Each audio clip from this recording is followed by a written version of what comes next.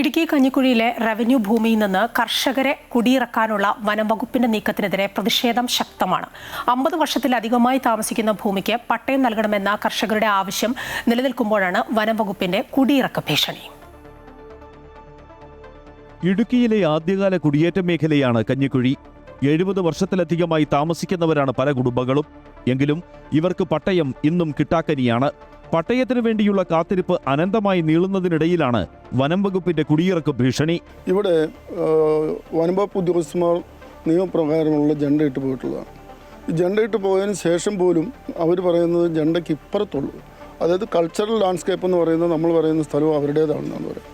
അപ്പോൾ നമ്മുടെ ഏലവും വർഷങ്ങളായിട്ടുള്ള കാപ്പി, കുരുമുളക് ഇതെല്ലാം വെട്ടിക്കളയുന്ന ഒരു പ്രവണതയാണ് ഇവരെ സംബന്ധിച്ചുള്ളത്. ഇത് ഇവരുടെ സ്വഭാവത്തിന്റെ ഭാഗമാണ്. റവന്യൂ തരിശായി കിടക്കുന്ന സ്ഥലങ്ങൾക്ക് പോലും വനം വകുപ്പ് അവകാശവാദം ഉന്നയിക്കുന്നു.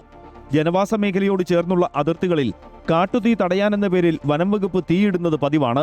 ഇത് കൃഷിയിടത്തിലേക്ക് പടരുന്നത് മൂലം പലരും ഇവിടെ നിന്ന് താമസം മാറ്റി. വർഷങ്ങളുടെ പഴക്കമുള്ള തെങ്ങുൾപ്പെടെയുള്ള കാർഷിക വിളകൾ പതിറ്റാണ്ടുകളായുള്ള ജനവാസത്തിന് തെളിവാണ്.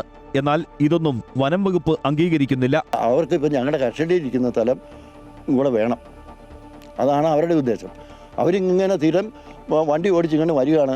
10, 25, 30 പേര് പട്ടാളം വരുന്ന പോലെ.